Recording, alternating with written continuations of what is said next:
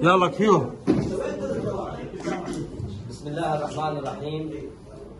الحمد لله رب العالمين، والصلاة وتم التسليم على المبعوث رحمة للعالمين الرسول محمد وعلى آله وصحبه أجمعين. السيدات والسادة الحضور، أسعد الله صباحكم بكل خير. تحتفل اليوم منظمة ومظلة السلام الدولية بتكريم الشخصيات الإنسانية التي عملت في المجال الإنساني وأدت جهود جبارة على عموم المجتمع العراقي.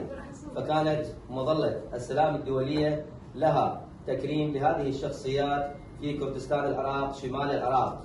فأهلا ومرحبا بكم بتكريمكم بجائزة الأوسكار والشهادة تقديرية من هذه المظلة. تتفضل السيدة هوزيار جمال سعيد.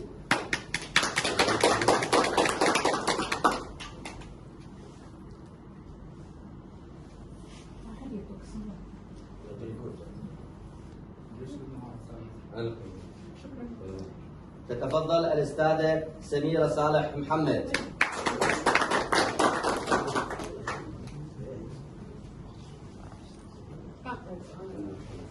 يتفضل الأستاذ سامي كريم الحدراوي.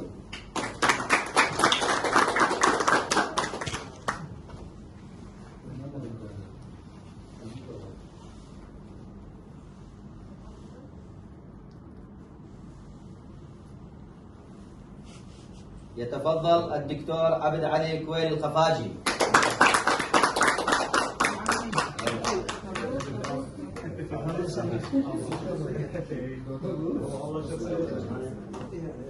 على الكبير.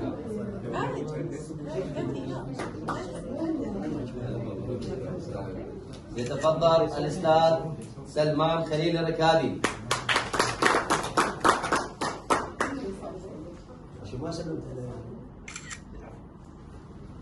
يتفضل الأستاذ محمد خلف محمود.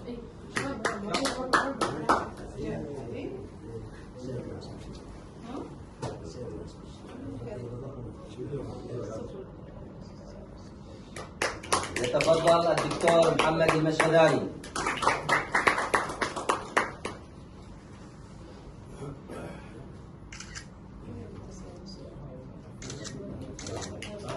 يتفضل الأستاذ خالد خلف فرحان.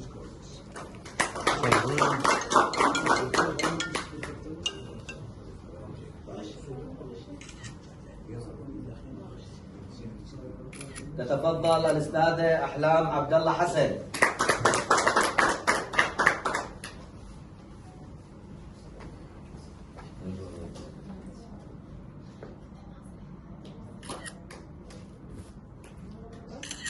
تتفضل الدكتورة سدى الخفاجي.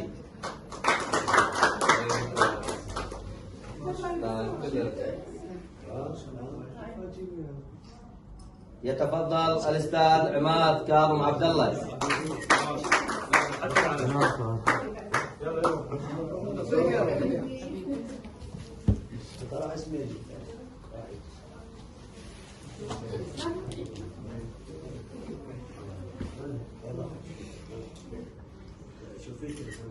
يتفضل الأستاذ مصطفى إبراهيم خليفة.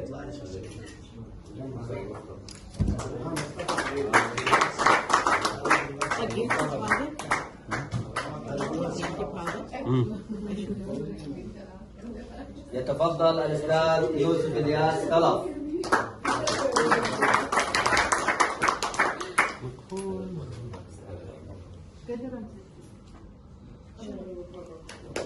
نيابة عن الدكتورة باسمة والعائلة كل مكان الزوج راح يستلم الشهادات.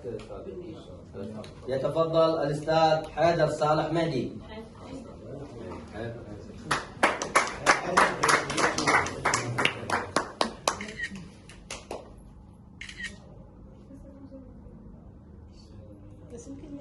طبعا يعتبر هذا التكريم هو تكريم افضل الشخصيات العراقيه على مستوى العراق لتكريمهم بجائزه الاوسكار، وهذه من الجوائز المهمه والجوائز النبيله التي يحتفي بها كل فرد عراقي، وتعتبر هي ذخيره وسيله لكل شخصيه موجوده من المنظمات الانسانيه والشخصيات الانسانيه اللي ساهمت في بناء السلام والتعايش السلمي السلم المجتمعي، وهذه في المبادرة طيبة من مظلة السلام الدولية بأن تحتفي بهذه الشخصيات المهمة والجميلة والراقية، أن تكرمهم في كردستان العراق لنشر روح التفاهم والمحبة والسلام والوئام في كل مكونات الشعب العراقي. حقيقة هذه المنظمة عودتنا على كثير من المهام الإنسانية اللي قدمتها على عموم العراق. شكرا لهم ونتمنى لهم التوفيق. أترك الكلمة للدكتور اياد الفتلاوي رئيس مظلة السلام الدولية.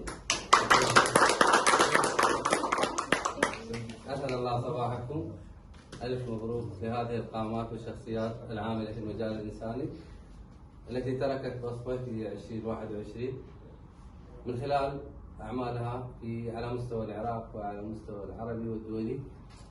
نتمنى للجميع الموفقية في أعمالهم، وإن شاء الله نلتقي وياهم في السنة القادمة. أتمنى أن تكون هذا حافز لنا جميعا تقديم الأفضل لما يخدم لما يخدم الخط الإنساني وما يخدم مجال عملنا الكل، سواء في هذه المجموعة أو المجموعة التي سبقتها أو المجموعات التي تليها من الأسماء التي رشحت في مظلتكم مظلة حماة السلام الدولية بيو.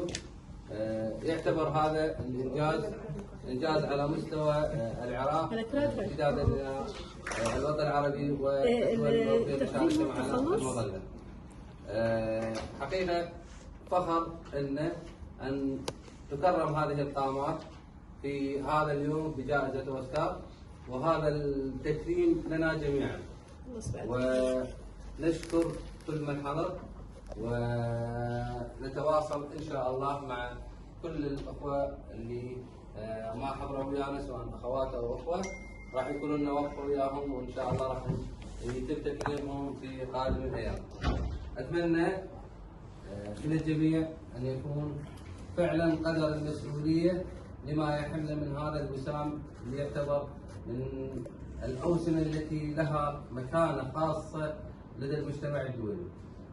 الكل الحمد لله قامات محترمة وقامات تركت بصمة واضحة في مجال عملها الإنساني، وهذا الاختيار وقع من خلال لجنة شكلت عندنا في رئاسة المظلة، وأبدت معلوماتها الكاملة على الشخصيات التي تم تكريمهم. حقيقة احنا هذا التكريم يعتبر تكريم للإنسانية أولا، وامتدادا للعراق وبكل أطيافه ومكوناته، وما نحمله من روح سلام ومحبة للجميع، ونترك مهما كانت الخلافات بسيطة ونفعل جميع المشتركات مع بعضنا. الغالب منها هو هدفنا إنساني، هدفنا زرع روح المحبة والتواصل بين الجميع. رسالتنا الإنسانية واضحة بعيدة عن كل المسميات. نحترم لكن لا ننتمي إلى أي جهة خارج الإطار الإنساني. هدفنا إنساني واضح ورسالتنا إنسانية واضحة من خلال برامج مظلتكم مظلة حماة السلام الدولية.